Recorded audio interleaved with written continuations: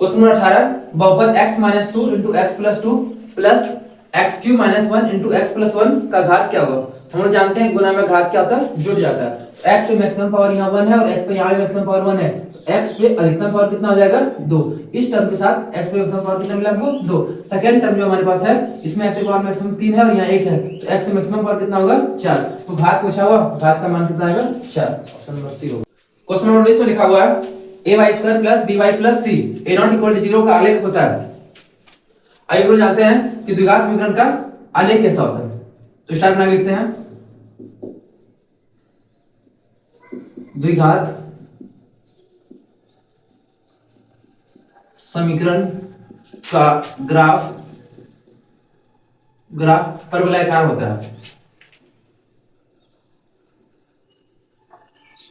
परवलयाकार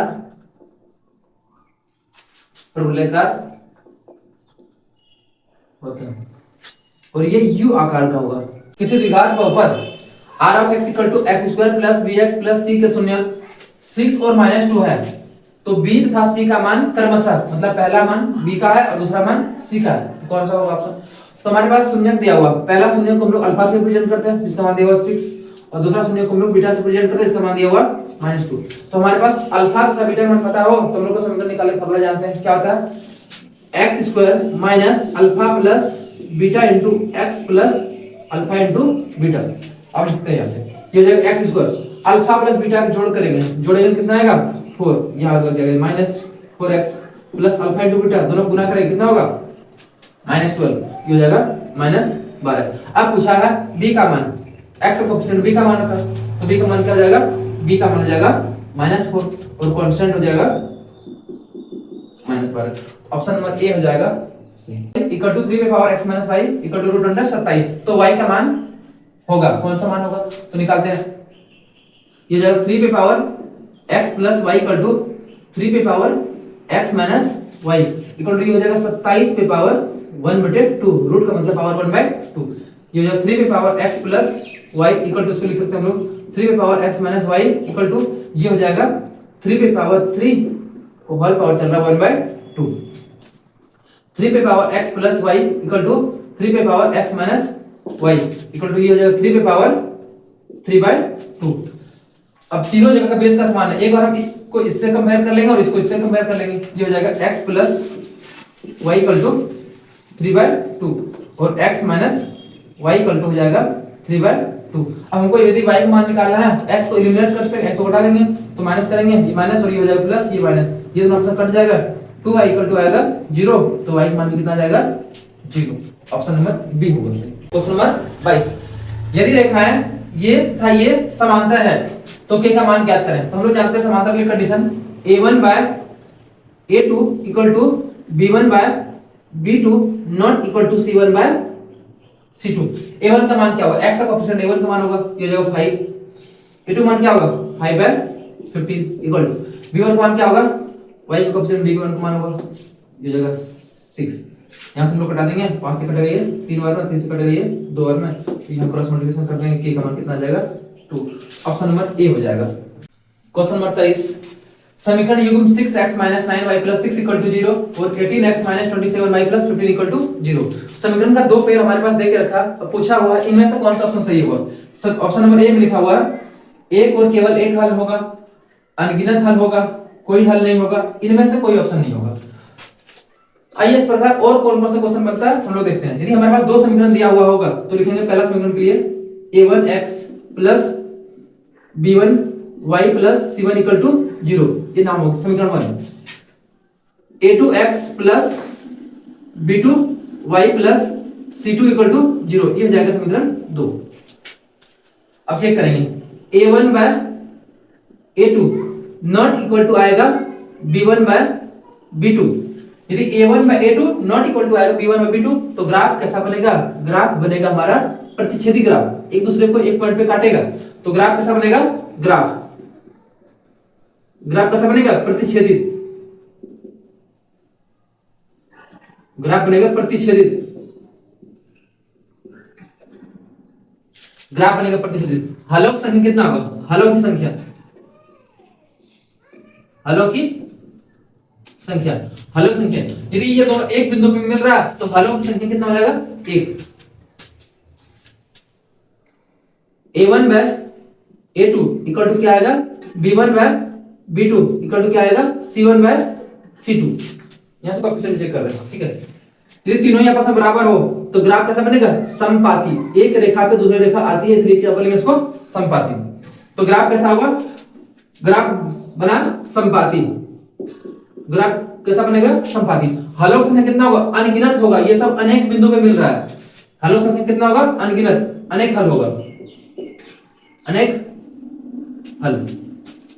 उसका देखते हैं A1 by A2 equal to B1 by B2 not equal to आएगा C1 बाय C2।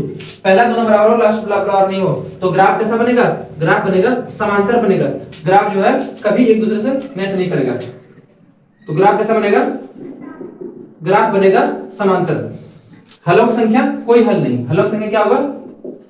कोई हल नहीं। हलों की संख्या क्या होगा? कोई हल नहीं। यहां से एक और क्वेश्चन बनता है, उसका संगत है असंगत। ये दोनों ही कंडीशन में आपस में कभी न कभी मैच कर रहा है। ये दोनों कंडीशन में, पहला कंडीशन और दूसरा कंडीशन में ये दोनों रेखाएं कभी न कभी एक दूसरे पे मिल रहा है। यहाँ एक बार मिल रहा है, यहाँ अनेक टाइम मिल रहा है, इसलिए ये संगत होगा। इसलिए क्या होगा? ये संगत। और ये दोनों रेखाएं कभी आपस में नहीं मिले इसलिए संगत नहीं होगा। ये हो जाएगा असंगत, ये हो जाएगा असंगत, असंगत। तो आइए क्वेश्चन नंबर 23 चेक करते हैं कि कौन सा ऑप्शन होगा। तो लिखेंगे 6 बाय 18, A1 का मान 6, A2 का मान क्या होगा? 18, B1 का मान -9 और B2 का मान -27, C1 का मान 6 और C2 का मान 15। तो यहाँ से हम लोग सिंपलिस्ट करते हैं। 100 से कटेगा एक बार में, 100 से कटेगा 3 बार में, तो यहाँ मान आएगा 1/3। यहाँ से माइनस माइनस कट जाएगा, 9 से कटेगा एक बार, 9 से कटेगा 3 बार में, यहाँ भी आ गया 1/3। यहाँ 3 से कटेगा 2 बार में, 3 से कटेगा 5 बार में, यहाँ आ गया 2/5। ये दोनों आपस में बराबर नहीं है। यदि पहला दोनों बराबर नहीं होगा तो ग्राफ कैसा बनेगा? समांतर बनेगा। हलों की संख्या क्या होगा? एक भी हल नहीं होगा। तो कोई हल नहीं ऑप्शन हो जाएगा, कोई हल नहीं। क्वेश्चन नंबर 24, निम्नलिखित समीकरण y बराबर x का आलेख निम्नलिखित में से किस बिंदु से होकर गुजरेगा? किस बिंदु से होकर गुजरेगा? यहाँ देख के रखा y बराबर x, तो y और x जो है किस ऑप्शन में बराबर है? यानी कि दोनों मान किसमें बराबर है? Option number D. तो ये हो जाएगा डी ऑप्शन से। क्वेश्चन नंबर 25, यदि समांतर श्रेणी का nवां पद 3n+8 है तो सार्वंतर होगा। an इक्वल टू हमारे पास दे के रखा, an इक्वल टू दे के रखा 3n+8। पहला पद निकालने के लिए a1 इक्वल टू n का मान 1 पुट कर लेंगे, 3 गुना 1 + 8, 8 3 11। a2 मान निकालते हैं, a2 बराबर क्या होगा? 3 गुना 2 6 + 8 कितना हो जाएगा? 14। हम लोग डी बराबर फॉर्मूला जानते हैं, डी बराबर होता है a2 - a1। a2 मान कितना है? 14, 14 - 11 इक्वल टू कितना आएगा? 3। ऑप्शन नंबर ए हो जाएगा। क्वेश्चन नंबर 26, समांतर श्रेणी 81 72 63 का कौन सा पद 0 होगा? हम लोग मानेंगे इसका अंतिम पद 0 होगा। an इक्वल टू क्या मान लिए? 0। an इक्वल टू 0 मान लिए तो an का फॉर्मूला क्या होता है? a + n - 1 * d का मान कितना होगा? 0। ये फर्स्ट टर्म होता है, फर्स्ट टर्म कितना दिया हुआ? 81 प्लस n का मान निकालना होगा। d का मान कैसे निकालते हैं? d बराबर फॉर्मूला आता है a2 - a1। a2 मान कितना है? a2 मान 72, 72 - 81 इसका मान कितना आ जाएगा? -9। तो d का मान आ जाएगा -9 इक्वल टू 0। उसको उधर भेज देंगे, ये होगा n - 1 * -9 इक्वल टू -81। ये इधर गुना में हो जाएगा तो भाग में, n - 1 equal to -81 by -9, minus minus cut जाएगा, 9 से कटेगा 9 बार में, n इक्वल टू कितना आ जाएगा? 10। n इक्वल टू कितना हो जाएगा? 10। तो 10वां पद इसका क्या होगा? 0 होगा। क्वेश्चन नंबर 27, AP का 17वां पद 11वें पद से 36 अधिक है तो सार्वंतर ज्ञात करें। क्या देके रखा है? AP का 17वां पद A17 का मान देके रखा है, ये जो है A11वें से 36 अधिक है, ये देके रखा है। AP का 17वां पद 11वें पद से 36 अधिक, 17वां पद जो है 11वें पद से 36 अधिक है।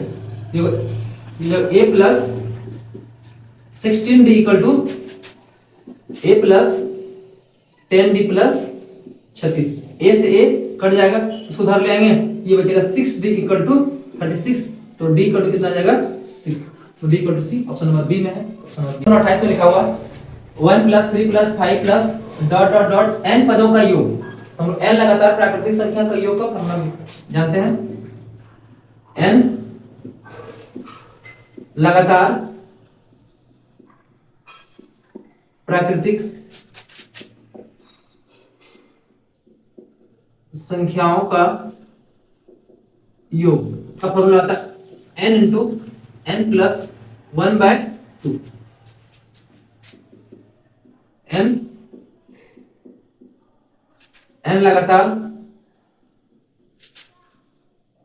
लगातार सम संख्या, n लगातार सम संख्याओं का योग का फॉर्मूला होगा n into n plus 1। n लगातार विषम संख्याओं का योग का फॉर्मूला होगा n स्क्वायर। ये हमारे पास पूछा हुआ, ये लगातार विषम संख्या का योग फॉर्मूला हो जाएगा n स्क्वायर। इस क्वेश्चन को हम एपी से भी सॉल्व कर सकते हैं। एपी में SN इक्वल फॉर्मूला क्या होता है? SN इक्वल होता है n/2 2a plus n minus 1 into d। ये होगा n/2, अंतिम टर्म n है, फर्स्ट टर्म कितना है? फर्स्ट टर्म 1, 2 गुना 1 2 plus n minus 1 into d का मान d बराबर हो जाएगा t2 minus t1। 3 minus 1 equal to कितना आ जाएगा? 2। d का मान आ गया 2, ये हो जाएगा n/2। 2 प्लस इसको गुना कर लेंगे 2n माइनस 2, n से n कट जाएगा, ये हो जाएगा n/2 इंटू 2n। 2 से 2 कट जाएगा, क्या बचेगा? n square.